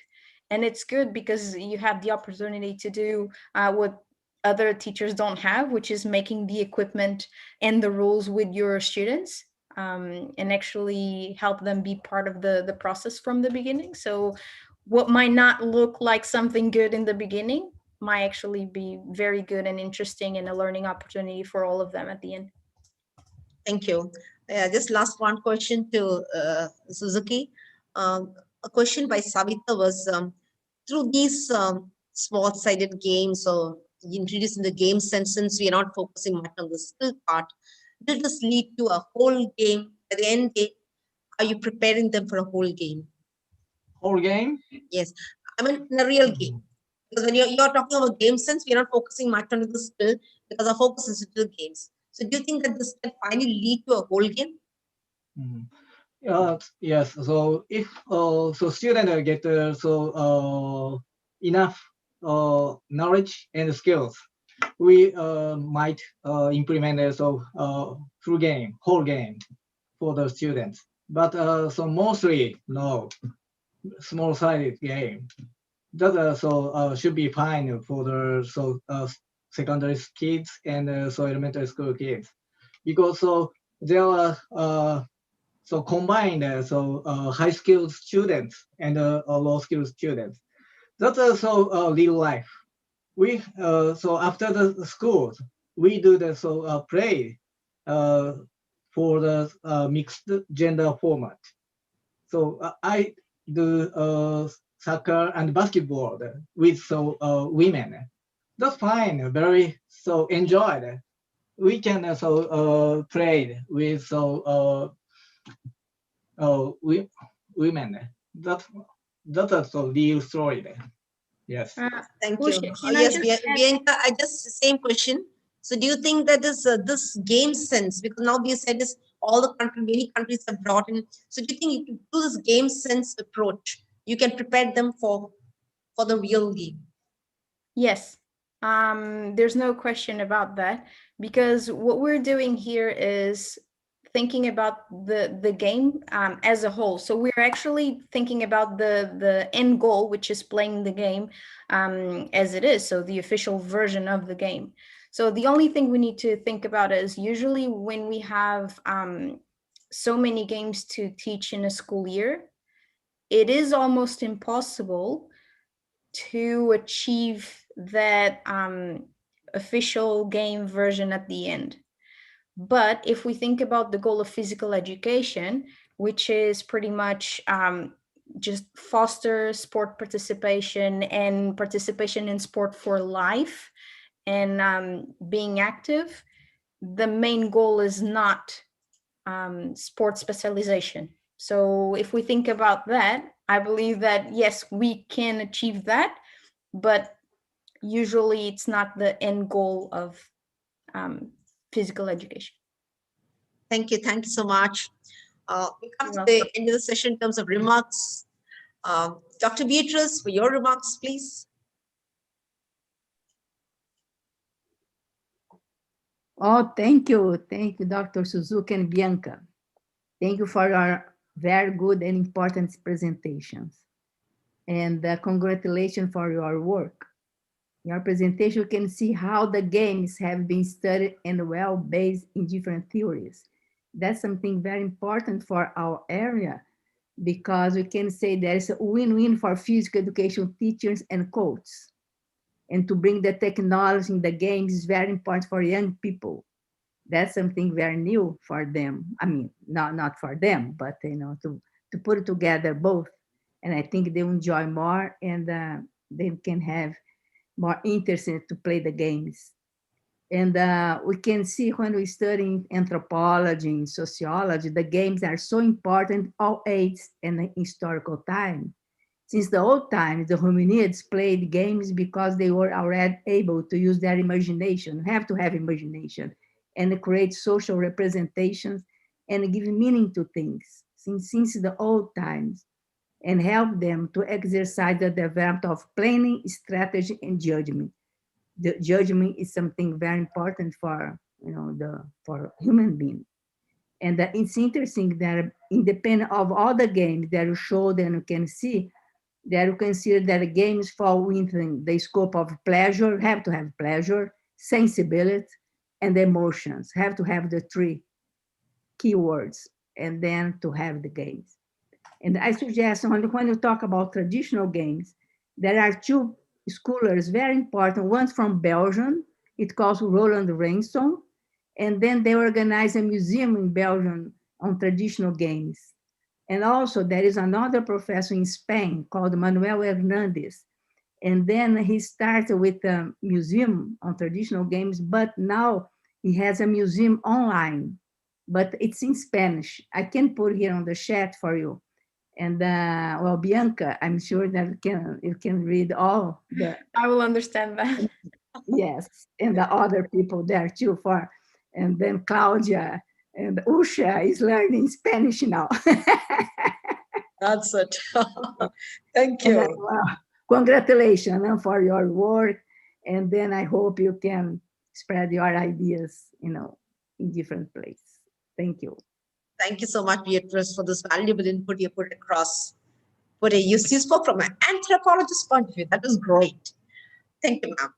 Madam Claudia, for your remarks, please. Dr. Bianca and Dr. Naoki, thank you very much for this informative session. We know that the game has always been part of the life of the human being.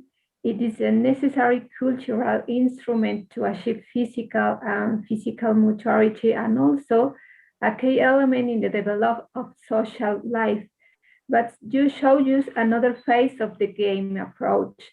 Through the phase that you showed you, we can globalize and interrelate the context of physical education that achieve a good development of all facets of areas of the individual's personality, like cognitive, motor, affective, and also social capacity, through the thoughtful questions the teachers make. So thank you very much for this information, and congratulations. Thank you very much, Claudia. Thank you, Claudia. Indeed, it was great. Your input was so valuable. And Dr. Kishore, sir, for your remarks, please. So you need to unmute, sir.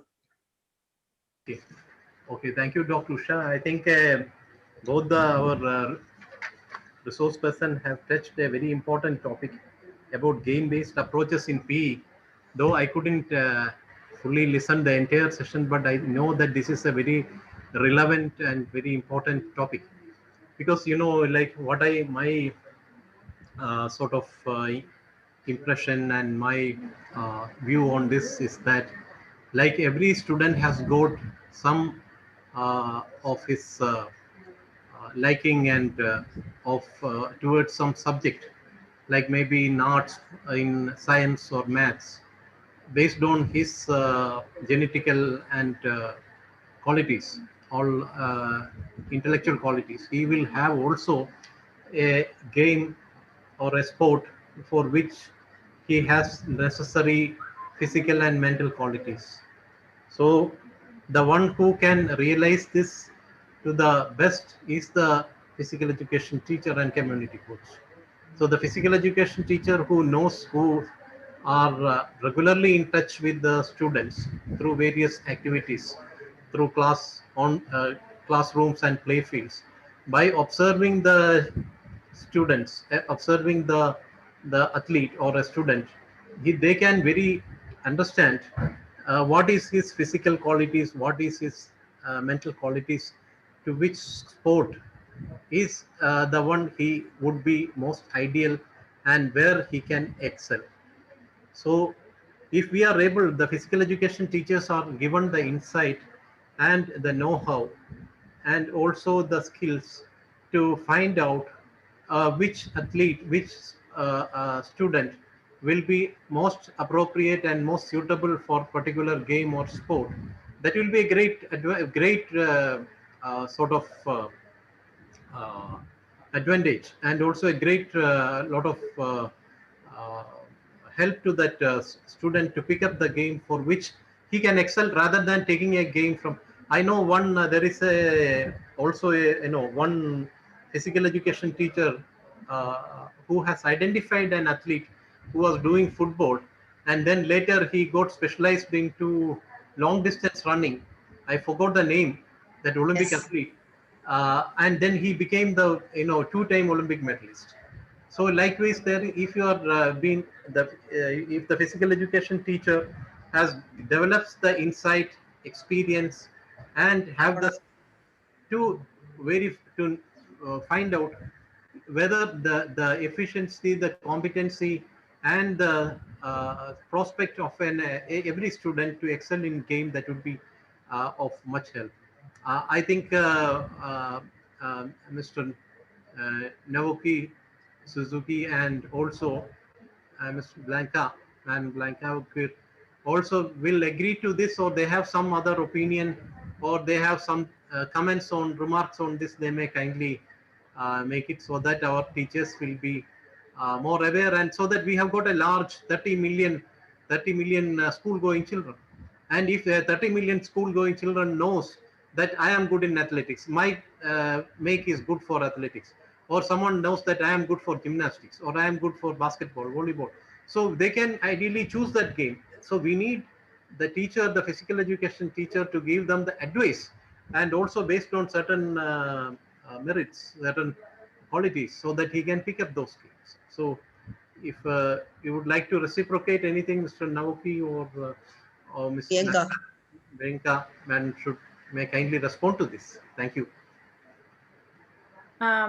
So I agree that the physical education teachers are usually the ones that are more in contact with the students, and they can actually observe them in a way that they will be able to know if the students are more able or more or fit one sport more than the other. And they can be in contact with parents, with the school, and they can then be directed to those sports.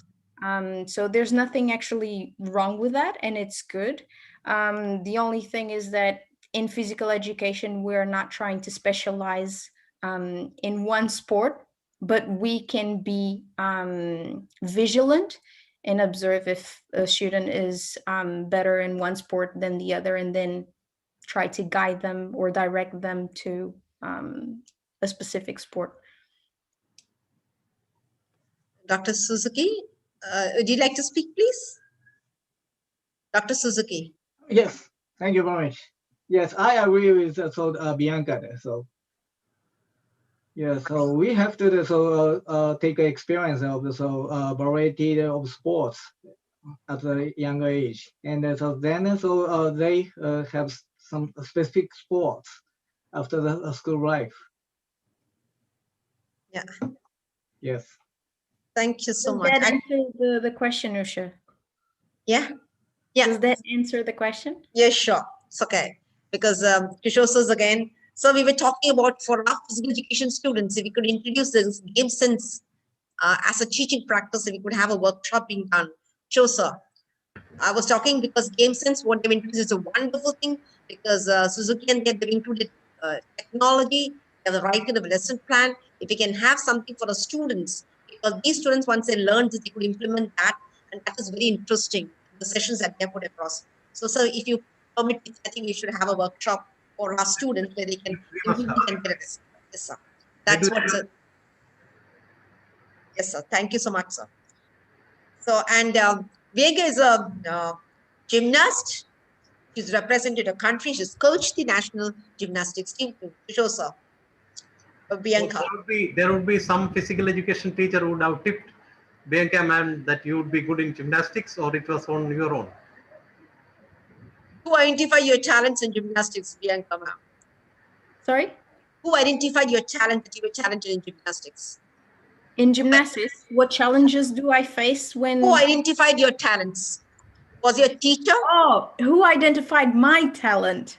So actually, that's an interesting story because my sister went first to a gymnastics club.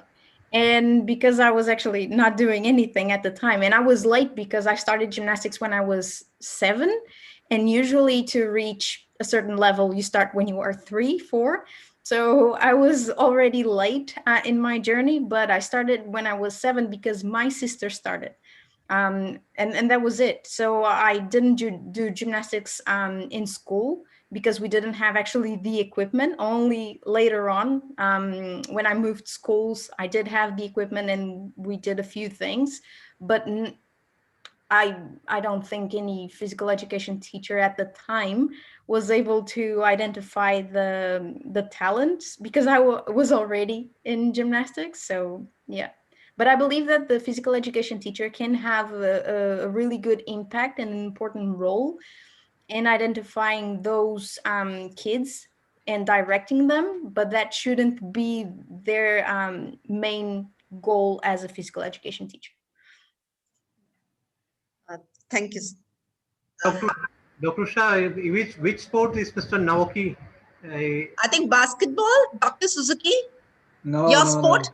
I played as a baseball first. Baseball. And so when I was a college student, I played American football. And so yeah, after becoming a teacher, so I did a triathlon. I played basketball, Usha. It was me. Can you just narrate how did you pick up this game? What prompted you? What motivated you? Suzuki, Dr. Suzuki, what motivated you to get into the game? Unmute, please. Who motivated you to get into the sport and game? I'm sorry to say again. Who got you into this game? Because of whom did you start playing this particular game? Was it your teacher? Was it your parents or friends? Oh, yeah, well, my parents motivated to play baseball. So so baseball is very popular in Japan. So many people watch the baseball game on the TV, and so every day. So my parents also watch the baseball show so on the TV. Then so I was along with my parents, and so I always watch the TV. But so I wanted to watch another TV show. Thank you. How about you, Claudia? Thank you. Claudia, you went to which sport? Yeah, I make athleticism. Athletics. I represent my country in athleticism, and I don't know, how do you say relevos, Bianca? Do you know how do you say relevos? What do you mean 400 relevos. I don't know how to say that in English. The hurdles. Relating? Okay. Was it the relating? Claudia, is it meters fast, or is it the hurdles? Hurdles? I'm sorry. Okay. So I did that when I was young, and I do it, but now it's a long distance too.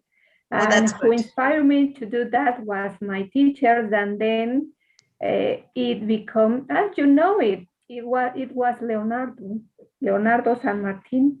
It was my teacher, and it inspired me to run. Oh, that's great. Thanks. How about you, Beatrice?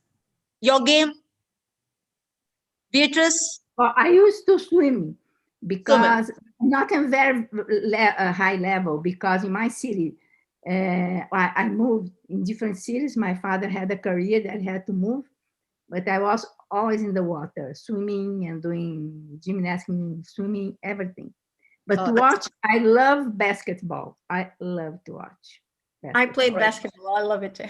You all have I- to. Even Kishore sir, so he's into multiple sport, martial art, weightlifting. You take any sport, every sport he plays, and he's too is a very eminent star in terms of representing the university, the state, he's been in the nationals, and also the martial art and black belt. So sir's got lots of credit for that too, and a fitness freak now too.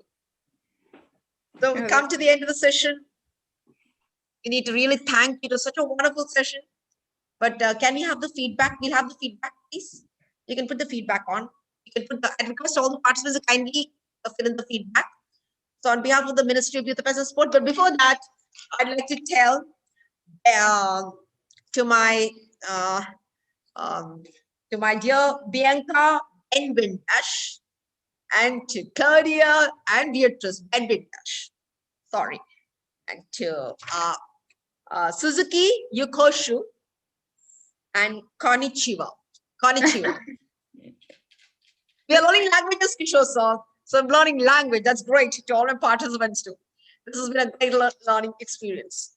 On behalf of the Ministry of Youth Affairs and Sports, Government of India, Hello India, Ministry of Child and Women and Child Development, a big thank you to our dignified speaker, Dr. Suzuki. Sir, indeed, we are blessed and honored to have you. And we look forward to a session for our students because it's a very informative session. And we are still maybe 50 years back, you could say, in terms of E, but this game sense can help us to go a bit more higher. Thank you so much. And I salute you for this wonderful session that you've taken. It was a very inspirational session. And our teachers have been highly motivated. They're all asking for the warm-up. They're asking you for the entire links and videos so that we can start implementing that at the school. Thank you so much, sir. I'd like to thank Madam Bianca, the great gymnast and a great scholar, academician. And thank you so much for this wonderful session of Game Sense, because we look forward to you along with Dr. Suzuki for the session that we'd like to have on Game Sense for our students. And I think it's very important that we teacher training colleges which should introduce these concepts so that the prospective teachers would be well prepared for the next generation. Hats off to you, and it's a wonderful session. And this our teachers have been highly motivated and inspired by the lesson plans that you put across. Thank you so much, ma'am. I'd like to thank the Vice President who passed away, Madam Beatrice, because you spoke from an anthropologist point of view. That's something you always have very special come out with something, such unique remarks. Thank you so much. And representing the passed away, because Madam Rosa makes it a point that the passed away should be there in every session of ours. Thank you so much for your gracious presence. I'd like to thank Madam Claudia, because I believe that you are a part of us and you are with us. We just see that when is it possible to see you physically too. Thank you so much for being part of this and giving a valuable input and message in this for all our teachers. I'd like to thank Dr. G. Kishore, sir. Thank you so much, sir, for your valuable inputs and a great supporter of the PE program. And I'm sure it's because of him that we're able to get this growing stronger. I'd like to thank Dr. Sanjeev Patel, who's a co-host. I'd like to thank Mr. Prandesh Harihar for the technical assistance that is done. And I'd like to thank all my dear teachers, my dear PE teachers, because I believe you're the heart and soul of this program.